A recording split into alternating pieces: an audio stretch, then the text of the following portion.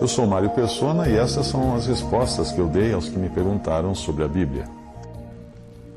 Você escreveu perguntando por que eu ataco os espíritas. Eu nunca ataquei os espíritas.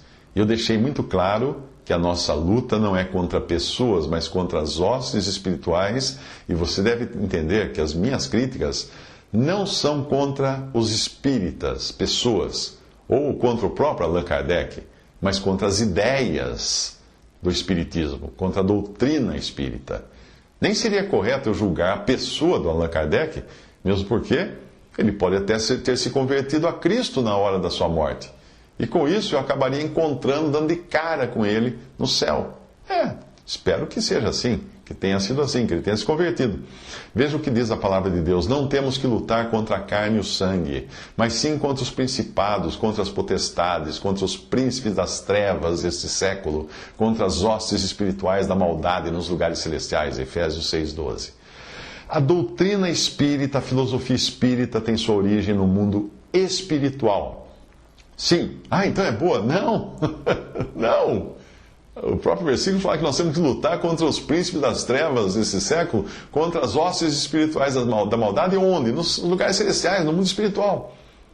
A doutrina espírita é comunicada através de uma suposta consulta aos mortos. Porém, a Bíblia deixa claro que existem seres espirituais, anjos caídos, demônios, com milhares de anos de experiência em interpretar o homem, entender o homem, os seus desejos, suas necessidades, em corresponder com aquilo que o ser humano gosta. O problema é que Satanás promete, mas ele não entrega. Veja o caso dos evangelhos tão aclamados pelos espíritas, e evangelho significa boas novas. O Evangelho diz assim: e o anjo lhes disse, não temais, porque eis aqui vos trago novas de grande alegria, que será para todo o povo, pois na cidade de Davi vos nasceu hoje o Salvador, que é Cristo Senhor. Lucas 2, de 10 a 11. Portanto, a boa notícia ou boas novas é que nós temos um Salvador para nos salvar dos nossos pecados, nos salvar do juízo eterno. E o Evangelho segundo o Espiritismo? Tem alguma coisa de boa notícia? Não, nenhuma boa nova ali. Ele lança sobre o pecador todo o fardo que Cristo nos convidou a lançar sobre ele, sobre Cristo. O Evangelho espírita pressupõe que o homem consiga fazer a expiação dos seus próprios pecados, eliminar o seu karma, ser seu próprio salvador. Será que isso são boas novas? Como seriam se não tem uma saída para o pecador? O Espiritismo diz, você é pecador?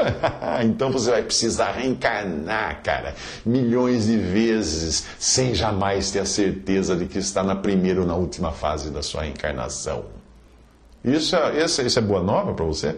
Mas evidentemente não é de hoje que o ser humano, no seu estado natural, gosta de acreditar que pode fazer alguma coisa. Ele adora quando alguém vem dizer isso a ele. Você pode melhorar, você pode evoluir, você pode ser alguém. Com alguns reis de Israel não era diferente. Eles escolhiam somente profetas de pensamento positivo, profetas motivacionais. Veja só essa passagem. Vês aqui que as palavras dos profetas, a uma voz, predizem coisas boas para o rei. Seja, pois, a tua palavra como a palavra de um deles, e fala bem. 1 Reis 22, 13, quando alguém estava chamando um profeta de Deus e querendo que ele falasse que nem os outros profetas que falavam só coisas que o rei gostava. Já era assim no passado. E ficou pior agora. Por quê? Porque Paulo escreve na sua epístola: o Espírito Santo expressamente diz que nos últimos tempos apostatarão, desviarão-se alguns da fé, dando ouvidos a espíritos enganadores e a doutrinas de demônios, porque virá tempo em que não suportarão a sã doutrina, mas tendo comichão, coceira nos ouvidos, amontoarão para si doutores conforme as suas próprias concupiscências e desviarão os ouvidos da verdade, voltando às fábulas. 1 Timóteo 4:1, 2 Timóteo 4:4. Isso não acontece apenas nas religiões declaradamente antibíblicas, como o Espiritismo e outras, mas até no chamado meio católico e evangélico também. Nós erramos quando seguimos homens como se fosse alguma coisa.